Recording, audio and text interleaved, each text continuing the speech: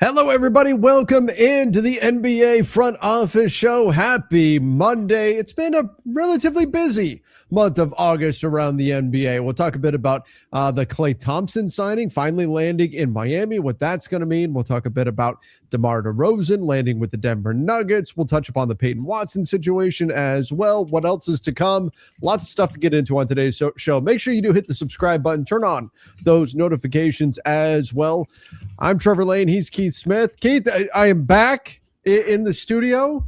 I had my time in the sun and the humidity there in Florida, and rode a bunch of rides, but had a good time with the family there. And appreciate you holding it down last week doing that solo show. Yeah, for sure. And I apologize to everybody we didn't get the Friday show in. I'm just, it's, don't get me wrong, owning a home is great, right? In a lot of ways, that was like the American dream, right? Especially for like people our parents' age. And there was a point in time where I wasn't sure if I'd ever own a house. But when you own a house, you can't just call somebody and say, "Hey, I need this fixed." Like you're the one you call to get that fixed. Like, and it's who are you gonna call? Yeah, exactly. Yeah, I wish it was the Ghostbusters. That'd be a lot more fun. But instead, it was the fix our lawn and paint our house people, and it was just a lot of stuff on Friday. So we had all these people out, but it's nothing bad. It just life got in the way on Friday. So no front office Friday, but we'll get back to you next week on that. And yeah, you're right. It's been a busy month of August. Like there's still a couple guys and pending free agents out there that are like actual impactful guys that are gonna could move the needle a little bit. But yeah, we saw some of the bigger moves, I guess, happen. So I guess we'll work backwards a little bit. Sure. From this, we can start out. You want to start with Klay? Yeah. The water so in Miami. Not a surprise in terms of the land. This is the landing spot that we had frequently heard, but Klay Thompson, he gave back a significant chunk of change here. And that was essentially the Dallas Mavericks kept saying what they should be saying. Hey, we would rather keep him on the roster. And worst case, we have him as an expiring contract at the trade deadline. So if you guys want him, we have to get something out of it. We either need to get a lot of money off our books, or you give us something in a trade. Something has to give here. And ultimately what gave was Klay Thompson, and he gave back a lot of money in order to ultimately go land with the Heat. Yeah, in a world where we talk about players all the time, saying the most important thing to me is winning. The most important thing to me is winning. And like for Klay, like he put his money where his mouth is. He gave up $9.8 million in his buyout with the Mavericks. That leaves on the Mavericks books $7.66 and a little change $1 million. So that's what's left on Dallas's books.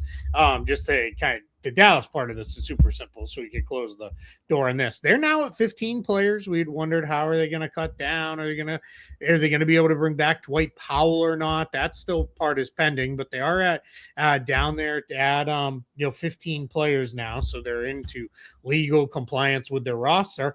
But they're about 12.1 million under the luxury tax line, so still more than enough room to make some wiggle room. And this is the reason that's really important is when they still had AD on the roster, this was a team that was right up against the luxury tax. Looked like this year, had they not made all the moves they made, they were probably going to be a team that was dealing with the first apron. But instead, here they are, plenty. I mean, they're 19 million plus underneath the first apron where they're hard capped. So Dallas is, I think, in really good shape with this. And, and Klay, who knows how much he was going to play for them if he'd stayed there? Probably not a ton, because they've got other younger guys that they're trying to develop and everything else. He had already lost his starting spot to your old friend Max Christie, who's playing quite well for the Mavericks. They also have Tarek Baberovic coming in as well to play there at the shooting guard spot. They do play Najee Marshall kind of at that spot. They picked up Zachary Risachet. It was starting to look really crowded on that kind of wing forward group, and now a little bit more room to move. Right. And so that makes sense from the Mavs. They did commit to Najee Marshall, and that threw Klay Thompson's future into question. So Klay Thompson's able to give back enough money for the Mavs to say, you know what? All right. We'll have $7 million in dead money on the books, but it means we get that much more flexibility, and we'll let you go to the team that you want to go to. Now, the Miami Heat very clearly need players. They need talent coming into this roster. So Klay Thompson signs with the Heat. Keith, was part of this, do you think, a promise that Klay gets a starting job here in Miami? Do you think that was part of the lure to bring him in? And does that mean Klay is effectively back to the 2 with Bam, Giannis, Wiggins all starting at the 3 through 5?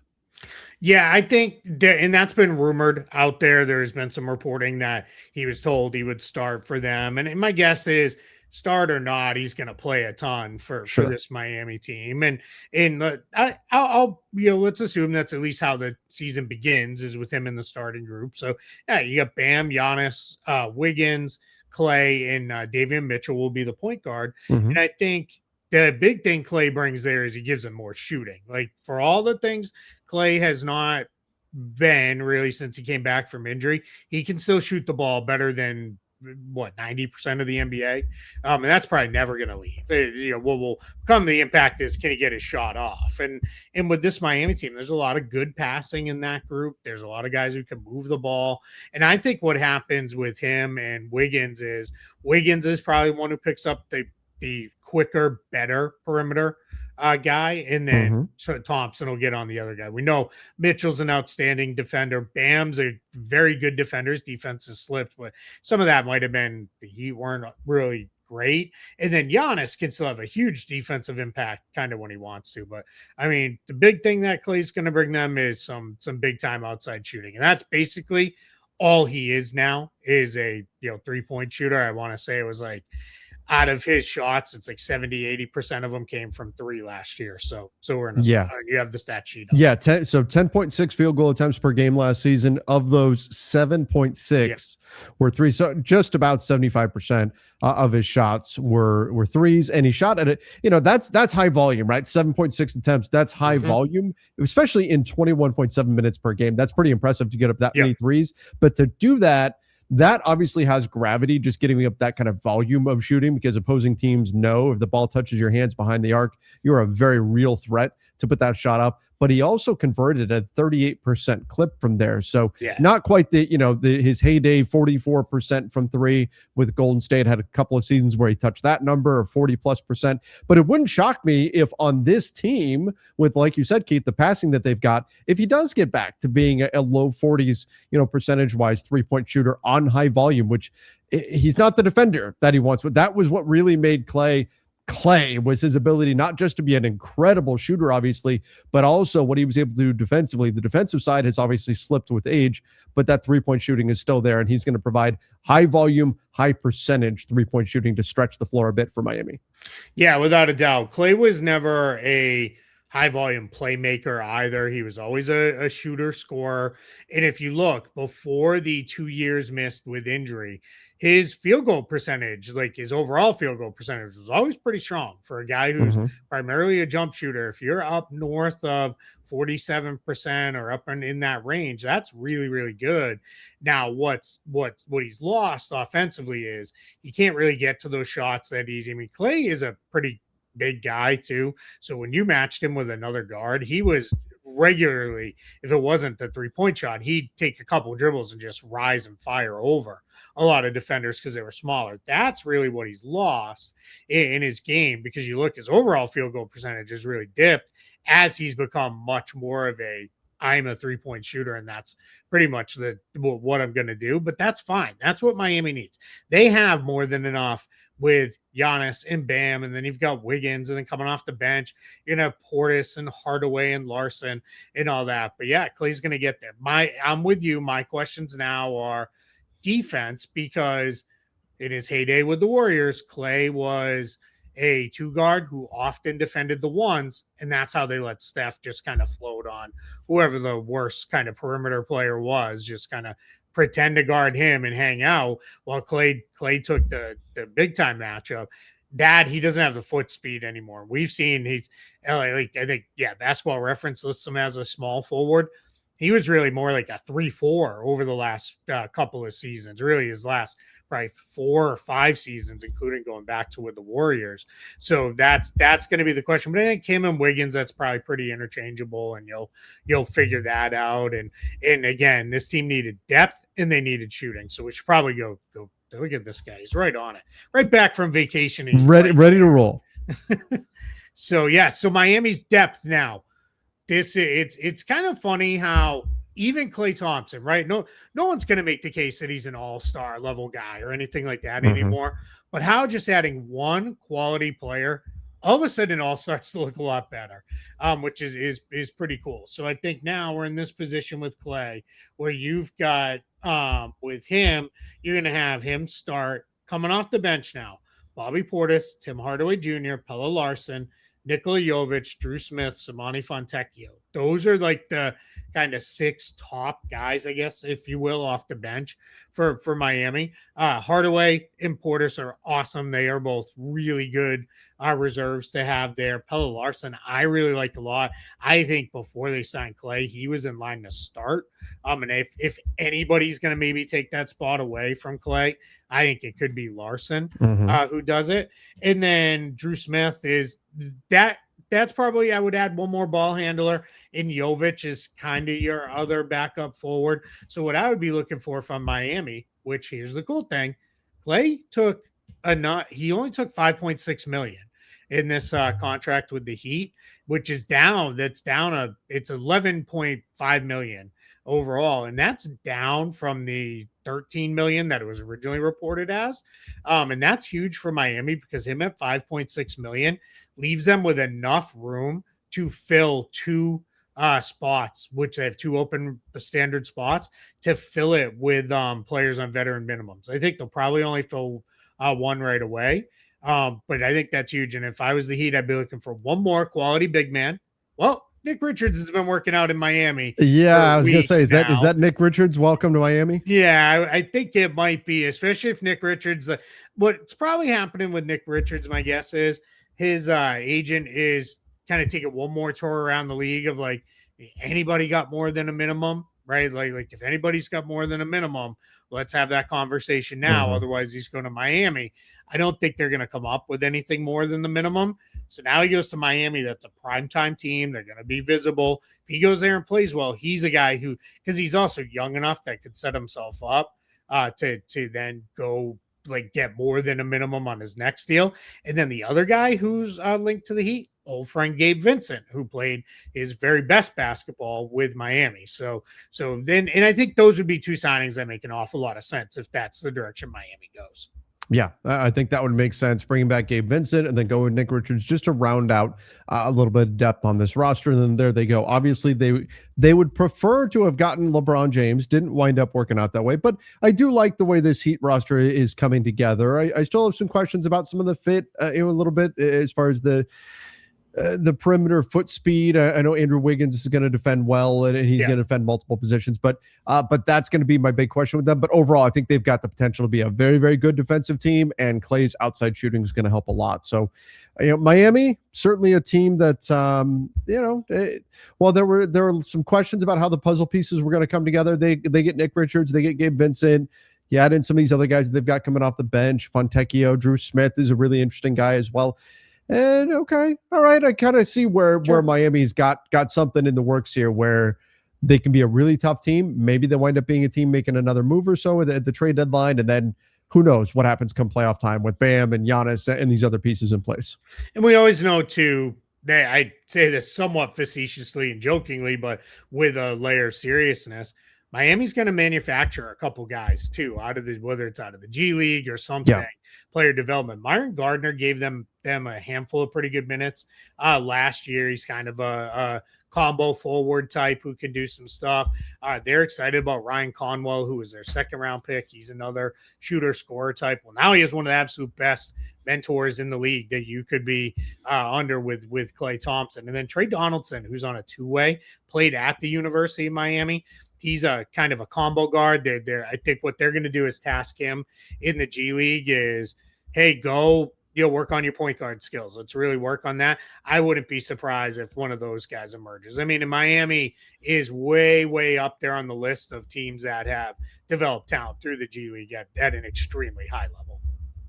All right, let's get to our next topic, which is going to be DeMar DeRozan heading to Denver. But first, a quick shout out to our sponsor, and that is Prize Picks. You guys can check them out. Use the link in the description down below. The code, it's HMA. Play $5, get $150 if you win in your lineups. All you got to do is pick more or less on some of your favorite players. Super easy to do. I'm going to go NFL today. We've got the NFL season coming up pretty soon here. I'm going to go Matthew Stafford more than 30 and a half passing touchdowns. He had like 40 last year. That's an outlier, but still, I'm going to say 30 and a half. I think the Rams are going to have a good season this year. And then Justin Jefferson. Look, to be honest, he's on my dynasty team. That is my only insight into this. I am hoping Justin Jefferson has a big season, more than 1,149 and a half receiving yards. If you guys want to get in on it, use that link in the description down below. The code, it's HMA. Play $5, get $150 if you win in your lineups. Again, that link in the description down below. Go check out Prize Picks. All right, Keith, let's get to DeMar DeRozan. Had a number of teams after him, but winds up signing on a veteran minimum deal with the Denver Nuggets after getting free from the Sacramento Kings. So DeRozan to Denver, effectively taking the spot of Peyton Watson, who is now departed and headed to the Cleveland Cavaliers in a sign and trade. I have thoughts. Do you like DeMar DeRozan to Denver? I guess we'll start there. Considering what the alternatives were, yes. In general, not a super huge fan of the fit. DeMar DeRozan is, don't get me wrong, DeMar DeRozan's a very good player, remains a very good player. I just don't know that he fits really what the Nuggets do. He's never been like a big time cutter. He's not somebody who really is like a spot up shooter that's going to play around the Jokic Murray 2-man game. So that part I have some worries about. Where I think he can really help the Nuggets is if the Nuggets, and this is very dependent on Christian Brown kind of getting back on track. I think DeMar DeRozan, if he's not having to be pressed into the starting group because Brown just can't figure it out, I think DeRozan can be a guy that the Nuggets can say, you know what, your second unit is yours. Like, you go ahead and we're going to run stuff that works for you. We're going to put the ball in your hands and go out there and cook on the second unit. And I think that part could help. But if he's pressed into having to start a lot because other guys are out, then I have some real worries about that for Denver. I think he's fine as a playmaker. Even he's a better pick and roll player than I think still even today he gets credit for. And I'm interested to see what the Jokic and DeRozan pick and roll can look like. But ultimately, if it's, hey, you're going to slot into the Peyton Watson role for us defensively, this is a big downgrade. Massive. For the, you can't really do that. So do they call into action some other players? Do we see more Julian Strawther? Is it, does Zeke Naji have more utility here? Where do they go there? DeRozan is not a like for like replacement for Watson. And here's the other thing, Keith, like I like what DeMar DeRozan can provide offensively, and I'm not going to quibble over the value. We're talking about a veteran minimum contract. This is fine for Denver in terms of contract value, the quality of the player. No issues with that whatsoever. This is not like people infamously heard me complaining about the Lakers salaries. I like the players they signed. I didn't like the value. This is the opposite of that in a way. I like DeMar DeRozan as a player. Just don't love his fit on this team. The value, no problem at all on the contract itself, but DeRozan is not the piece that's going to replace Peyton Watson. And this is a Nuggets team that has been really good offensively. Their problem has been the defensive side of the ball. And I think they're taking another step back on that side of things. So I don't think he fixes what ails the Denver Nuggets right now. DeMar DeRozan does not. And it could just be that they score so many points during the regular season that it doesn't matter. I just don't think that adding him changes their fortunes in the playoffs this year. Yeah, I agree with you. I think this is a Nuggets team that will be positive. It's late August. We'll say, let's hope the starting five is healthy. If the starting five is healthy, all right, well, then you're into DeRozan and Spencer Jones are pretty solid backups. I think Tyus Jones is fine. We're not that far removed from Tyus Jones being like regularly the best backup point guard in the league. I'm very high on the Marvin Bagley III signing for them. I think he's actually grown into being a really helpful rotation player. But then it's a bunch of guys like Zeke Naji again, Julian Strawther again. Like I still kind of believe in Julian Strawther, but who knows? And then you're talking about like Alpha Diallo, who's in he's an older rookie because he's already played overseas. There's a lot of defensive potential there. Trevon Brazil, who they really seem to like, so we'll see what happens with him. But yeah, it's just a team that doesn't have a lot of depth, and it's really the only way that depth comes is like do they trade Zeke Najee? Is this year, if we get into the year and things are going sideways, do they finally say, all right, you know what, we got to move Aaron Gordon, like we got to go? But if you do that, you better get better, because I don't know how easy it's going to be to keep selling Jokic on, hey, we got a plan, we're going to get there, as all this talent just keeps kind of walking out the door. That Exactly. really tough. And I just, to get in front of it, because people have already said it when I've commented on this elsewhere, yeah, I'm not including Lonnie Walker in there. I think that's, very clearly going to be a training camp deal. And the Nuggets are not going to sign 2 players to that minimum deals, because it's going to cost them like, $40 million to do it. So it's going to be just DeRozan, and they're going to leave that 15th spot open. So for Walker, what you want to do is come and make enough of an impression that if another spot opens up down the line, then the Nuggets can look to you. But I think that's, very unlikely that he's on the roster coming out of camp. Yeah, this is a major bummer for Lonnie Walker, the arrival of DeMar DeRozan. Now, I would even go further, and I would say Lonnie Walker's goal should be, if he gets minutes in preseason, to impress someone else, impress another team, and get an opportunity there. Because you're right, I think the opportunity for Lonnie Walker is now gone with DeMar DeRozan in the building. So, look, Denver's in a tough spot. They needed to clear salary. They essentially decided that parting ways with Peyton Watson and we'll talk about him next, at $22 million. Their preference was to keep Cameron Johnson rather than part ways with him in order to try to keep Peyton Watson. So they decided to go down that path. Had the offer, but then they've been able to get Peyton Watson for less. Maybe that changes. If they could have gotten Peyton Watson at $15 million, does that change that? And Cameron Johnson's on the way out, maybe. But they are proceeding down this very precarious path because Nikola Jokic has not signed an extension yet, and he has said everything you possibly can to make the Nuggets feel good about him staying long term.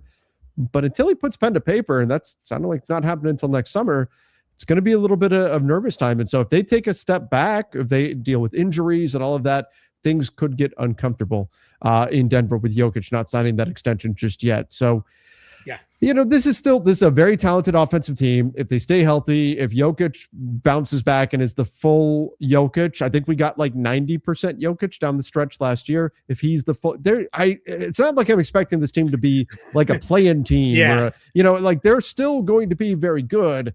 I just think they're going to be still a step short of being one of those true contenders in the West. Yeah, I'm glad you put it that way, because a lot of people are like, where are the Nuggets now? Are they going to even be a playoff team? I'm like, whoa, wait a minute. Like, we live in a world of extremes, Keith. Right. I know, but it's like, come on, it's still Jokic, it's still Murray, it's still Gordon. And if Christian Brown bounces back, and if they're at least as healthy, if not healthier than they were a year ago, this is still one of the better starting fives in the league. A lot of that's dependent on Brown having a bounce back season. And he has spoken this offseason that he knew the team was struggling with other guys out, and he rushed back and he came back too early, and it basically wrecked his season. So I think for him, it's all right, we're going to give him the benefit of the doubt, because yes, is his contract not great? 100%. I'm not going to try to talk anybody out of that opinion. But this guy was an ascending player over his first 4 years in the league. Let's assume he's there. And with Cam Johnson too, talking to folks around the NBA, sounds like they're in a little bit of a tough spot if they had tried to trade him, because teams were like, what are you going to give us? And Cam Johnson is not a player they should be paying to get off of his contract. Other teams are just, they don't do things out of the kindness of their heart. So you're like, all right, we're getting a pretty good player. It was, no, we know you're in a tough spot. Like, and if you're trying to clear space to keep Peyton Watson. Now, I will say Denver had no tradable first round picks prior to the Peyton Watson trade, which we're going to get into in a moment here. And now they've at least got a first that they can trade. So that's at least something. Let's not immediately package it with like Zeke Najee out the door. Like that's probably too much to get off Zeke Najee's contract, but at least it's something to put into a trade down the line. All right, well let's talk about that Peyton Watson trade here. Peyton Watson went to the Cavs in what turned into a 5-team trade. And I'll see if I can find the whole trade laid out here, but ultimately the Cavs, this is from the Cavs side of things, this isn't just, moving off of Dennis Schroeder and Max Strus. They've made multiple moves here that are ultimately turning into Peyton Watson. So when we look at what the Cavs are doing, they've thinned themselves out a little bit. This is a big bet, not just financially, but also in terms of their roster construction, on the belief that Peyton Watson is going to be a both defensive and offensive upgrade over what they had previously. Yeah, without a doubt. And I talked about it. I did that live show last Thursday when it came down, but a little bit more time to kind of formulate thoughts. When it's, don't get me wrong, it is awesome breaking down a trade live when we get one and we were able to jump on. And I will tell you, I missed you because the chat was moving a little too fast at times for me to keep up, even on a Thursday in mid-August, which was pretty cool. Well, I'll tell you what, I was moving fast as well. I was probably on the Velocicoaster right around that time. Woo, I love it. That thing is speedy.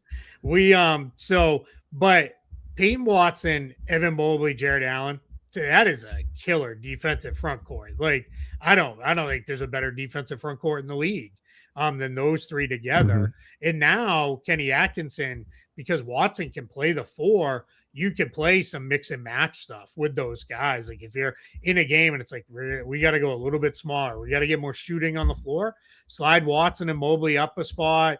If Mobley's not getting it done, Watson and Allen. Watson's not getting it done, you're in a much better place. And then James Harden not on there yet on the roster because it hasn't finalized, but all reports are he's going to sign a 3-year contract worth, let's just say somewhere north of 90 million, because I think there's some funny money in that reporting, if you will, just because the math doesn't exactly work out the way it should be. So I think there's a little bit of, just let's report this and this and this in there too. So we'll ultimately see. But yeah, I mean, James Harden back, you're going to need a good defensive front court to protect for the Harden-Mitchell backcourt because that's not very good. A lot of pressure on Sam Merrill now. He's going to have to really shoot it and stay healthy because he's now the designated shooter with Max Strus gone, backup point guard. A little bit of a question. Are they going to go to Craig Porter Jr. more? How are they going to handle that? Obviously, Mitchell and or Harden can slide over and play, Harden will start at the point. Mitchell can move over there when Harden goes to the bench. So they're not in rough shape. But I think this is the Cavs saying like, hey, we could get a player who in Peyton Watson just entering his prime and we feel really good about him. Let's go get him and let's really try to make a run at this thing. And I think Cleveland's in a really good place after this pickup. Do you worry at all? We talked about the depth in Miami. Do you worry at all about the depth in Cleveland at this point with Jalen Tyson kind of behind? Sure. What do you think about that? Yeah, and Cam Whitmore's still on there, and there's a lot of talk that they may waive and stretch him, and he may not be part of the team. Sometimes I think when those things don't happen right away, it kind of becomes, is that even going to happen? With that, there's the whole trade. So, but yeah, I think, am I worried about their depth? Not really, because I really like Jalen Tyson. Let's see if Mario Hezonja's got anything left in the tank. I think Craig Porter Jr.'s there. Thomas Bryant, even though he's like the third big, he's now really more like a fourth big because I think Watson will play a lot at the four for this team. I think Naquan Tomlin came along quite well. They're very, very high on both Tyrese Proctor and Malik Thomas. So I think they're probably okay. And again, Harden will come in there. We'll see what they do with their 15th spot. It's probably going to run open just because I don't know if they're going to have room under a first apron hard cap to fill. But I think they'll eventually fill that out as well, and they'll be a good bet to like, oh, this guy shook loose during the season, whether it's a like smaller buyout or something like that. I think they'll be a good bet to pick somebody up. All right. The Clippers wound up with Max Strus now they had been a suitor for Peyton Watson themselves, obviously did not wind up getting him.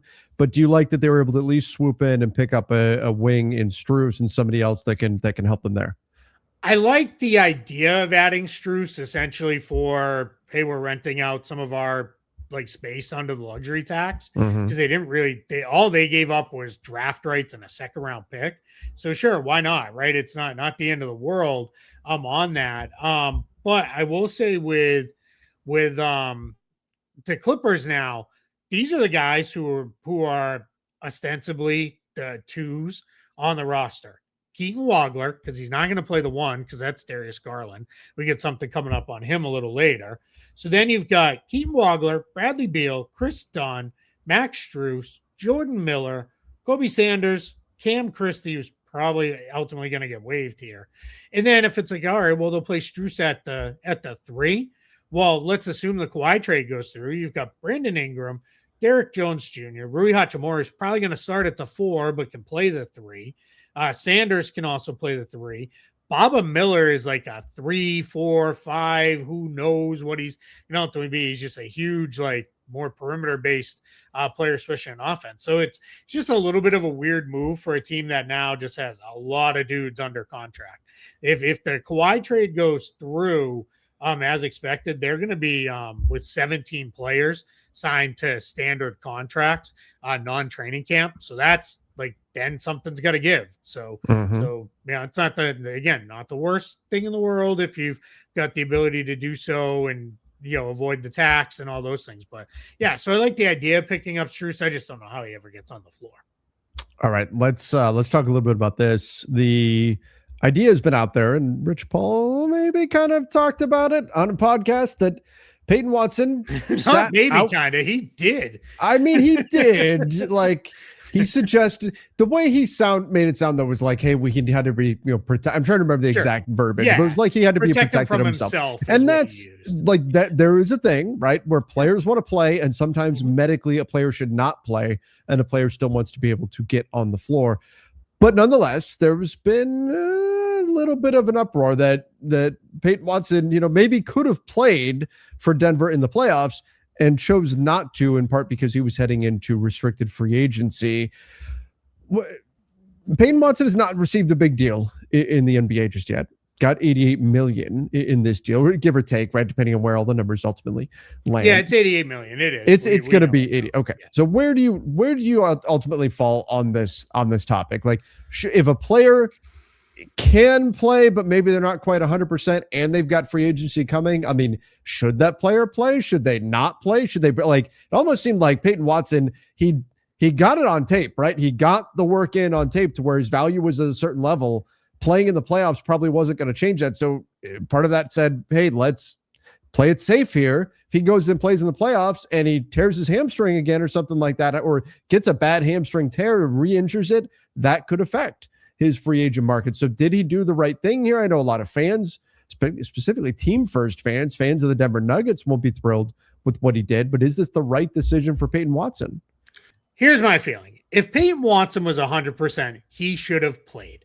I believe that at all times. If a guy's 100%, they should play. Yeah, if it's the last game of the regular season, whatever. Who cares? Like, you're headed to the playoffs. Yes, everybody sits guys out. But in general, if it's important games and a player's 100%, they should play. There's no reason they shouldn't play. But if there was anything where it was like, it's still not right or all that, then I don't have a huge problem with it, because I look at it as, all right, so he goes out there and plays and he blows out his hamstring and he's going to miss into the start of the next season. Are the Nuggets going to be like, you know what, it's okay, like we'll still take care of you and all that? No, the Nuggets are going to do what they should do and say, hey, Peyton Watson, like, you're going to miss part of the year. We're going to take some money off whatever our offer was, because that's just how it works. So yeah, so I just worry about, a little bit of this. Now, obviously, you're right. People are taking this all sorts of ways and saying, like, this is further proof, the players control everything and they're ruining the game. I just think in this specific situation, I kind of get why, they might have sat him out. Well, and the other thing is this, we look at what he did, right? We look at how well he played during that incredible, I mean, he increased his stats in a huge way in the month of January, right? The Nuggets had a bunch of injuries. They said, hey, Peyton Watson, we kind of need you to step up into this role. He puts up 22 and 6 with 3 assists, 49% from the field, 46% from 3. Great, right? He's absolutely killing it. He's drawing rave reviews around the NBA. Everybody's getting all excited about him, as they should. Then he gets hurt. He comes back, and he's down to 13 points per game. He's not quite the same guy. Still shot 40% from 3, which is great, but he's not quite the same, right? He's not quite that same level. Gets hurt again, and then it's like, well, okay, do we want more of that impression out there that what happened in January was more an outlier? Or do we want to be able to point to January and say, hey, this is what he is when he's given that opportunity. This is the kind of player that he is. You don't want him coming back for the playoffs at 80%. talking about from a financial perspective, you don't want him coming back and solidifying that what he really is a 10 to 12 point per game guy or something like that. Yeah, that's 20 more minute off a the bench. night player. Right. You don't want that. You've already locked in. This is what his value is. You don't want to do anything that's going to disrupt that. And Peyton Watson should be able to say, hey, guys, I came back from an injury. I wasn't quite 100%. Mm-hmm. But Keith, as you said, that's not the way the NBA works, though. You don't get to fall back on I wasn't 100%. Teams are still going to try to offer you less and say, well, no, this is actually what you are. We see you as a sixth man or whatever. Or they're going to hit you with, yeah, you had that injury, and that's a serious injury. It's going to happen again, and that's exactly part of it. One other quick thing, because I should have noted this before, and I'm glad you have the game log up.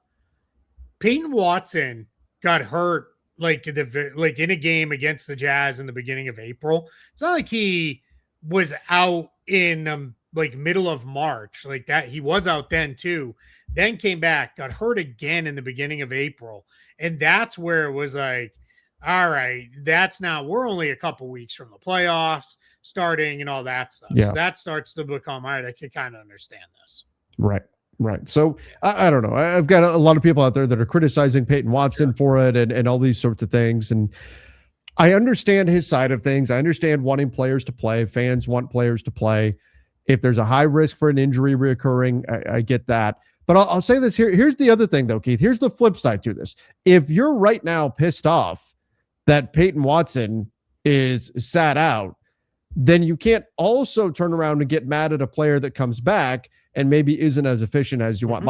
And the guy I'm thinking of, obviously, is Austin Reeves. Austin Reeves came back early from his injury, to his credit, maybe to his detriment to a point where he shouldn't have, right? But he had a contract on the line. He came back early from an injury, put up big numbers, played fairly well, had a bit of a turnover issue, but you don't hear anybody giving him a whole lot of grace for that or anything. Like, if we're going to be upset with Peyton Watson, shouldn't we be applauding Austin Reeves for coming back early and gutting it out, even at potentially the risk of his next contract? Obviously, it worked out just fine for Austin, but if you're going to be upset about Peyton Watson, then we should be giving even more credit to the guys who do come back from injury and go out there and play. Yeah, absolutely. Now, my last kind of quick thought on this too. There are levels to this.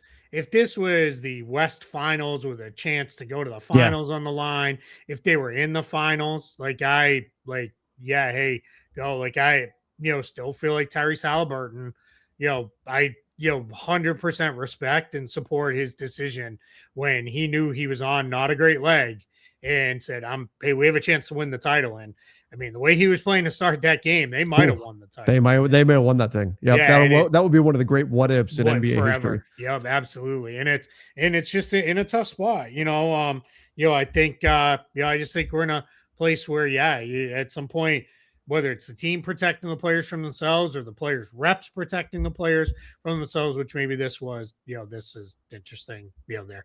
Speaking of restricted free agency. I saw this. What is this? Weird.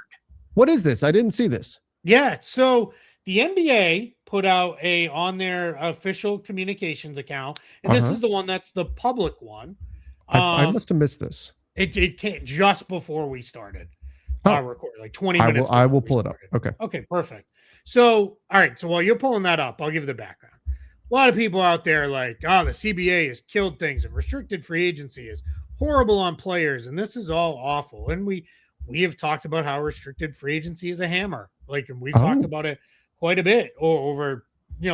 People think this all started with last summer, but we've talked about it with this. The NBA just kind of out of nowhere, and I've talked to a bunch of people that are like, where this came from, regarding recent media reports discussing the impact of CBA rules on team bids for restricted free agents. Of this year's 12 RFAs, there were more, but they're only counting the standard RFAs, not the two-way guys.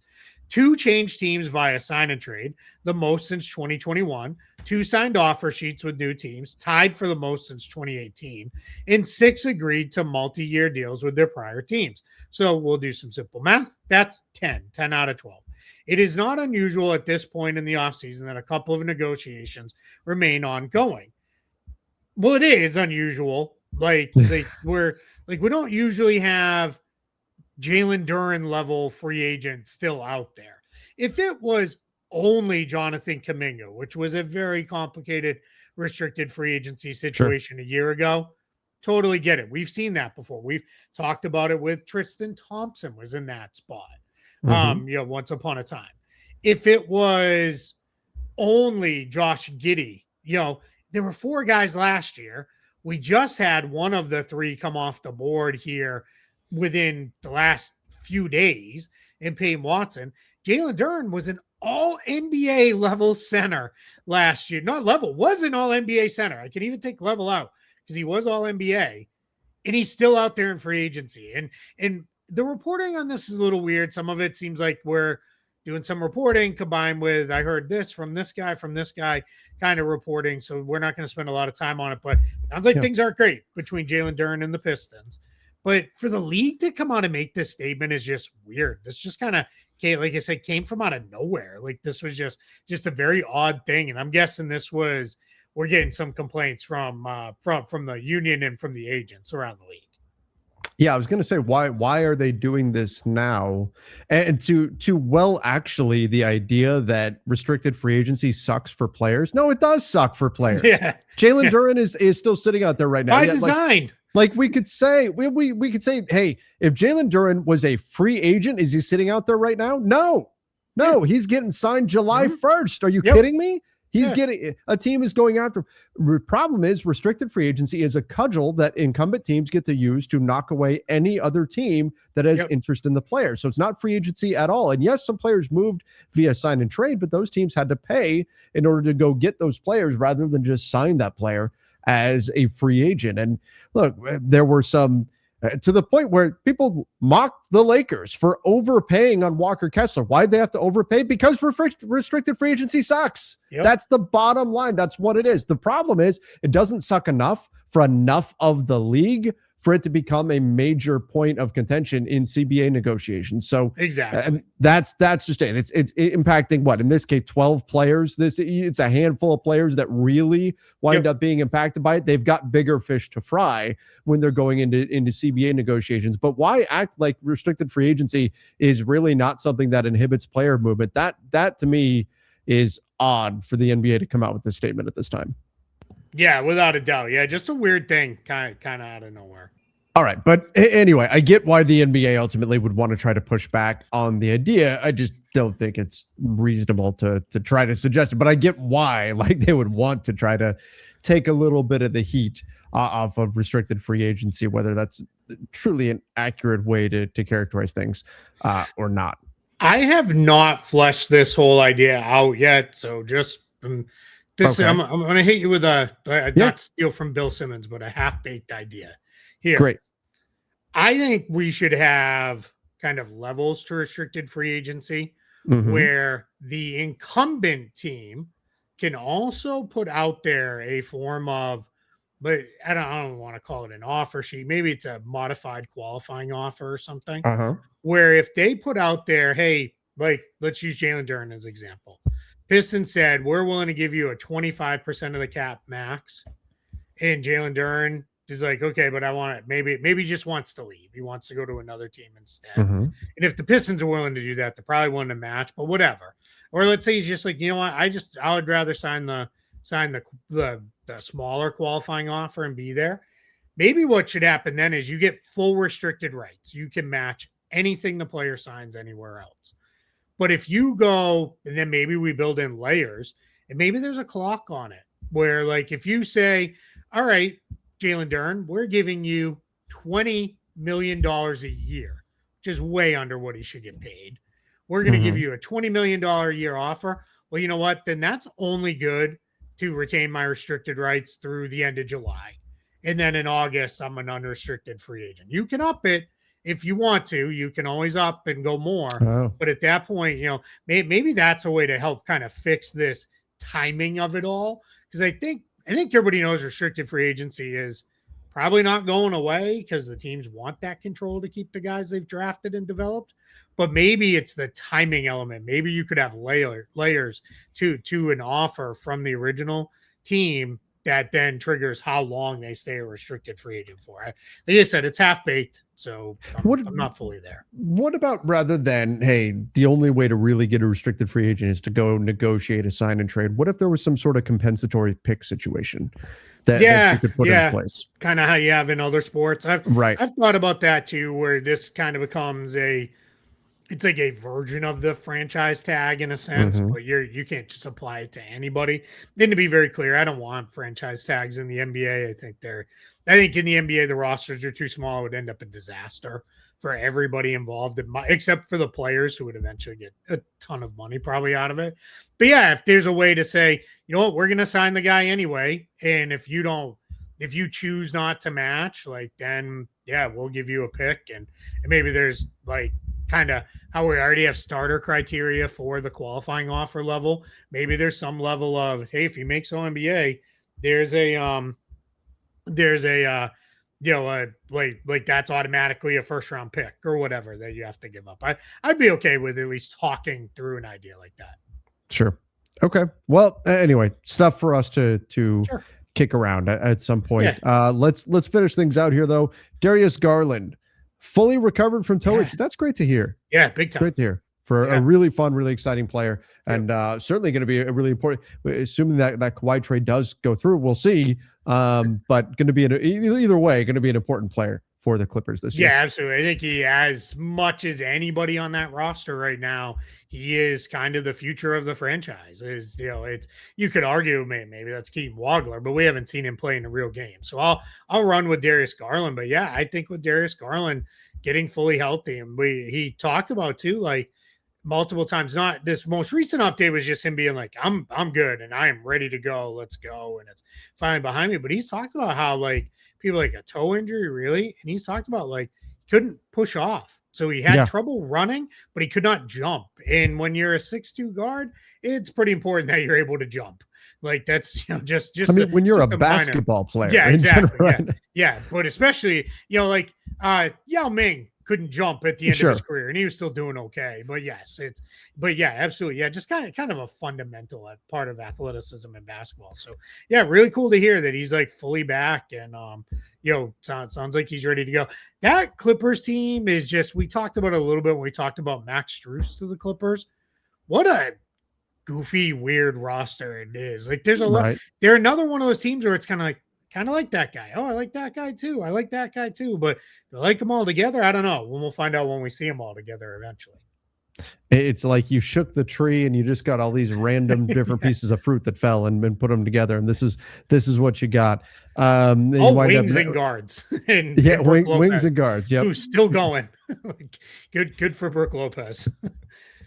All right, let's go here. DeJounte Murray attacked rehab to help the Pelicans. Yeah, these are kind of the stories you get when you're in mid to late August. Right. But this was DeJounte Murray. They were like, why did you push to come back and play, I think, 14 games left, or he played in 14 games or whatever. And DeJounte Murray said, it was important to me to return because I wanted to feel like I could help the team. And he looked at it and he's like, when I came back, it was like, maybe we can get to 10th and get into the play-in tournament. And he talked about, like, I just wanted to be out there to help my team. And we spent a lot of the show talking about guys maybe not playing, which also funny, DeJounte Murray, clutch client. So clearly they're not just holding everybody out. Right. But DeJounte Murray, where we spent a lot of time on Peyton Watson and not playing, DeJounte Murray was back out on the floor when I think we all could have said, like, there's nothing to play for. Just come back next year and it would have been fine. And instead he got back out there. And I think also too, again, when guys are 100%, they should play. That's just, a crazy, crazy belief I have is that basketball players should play basketball when they're able to. I know, shocking. And football players should play football when they're able to. And any athlete making millions upon millions of dollars should probably play when they can. But I think with Murray, it's kind of cool that like now he's done it, right? It's all like he's got all those games from last year under his belt. He's just back. And now he can hit the ground running right out of the gate at training camp this year with, again, we just said Clippers, super weird roster. Pelicans, still a super weird roster as well of, cool, we're running it back with our guys that won 26 games a year ago. But it kind of is what it is with that. But I like this, that DeJounte Murray is like, I want to get back. I want to help the team.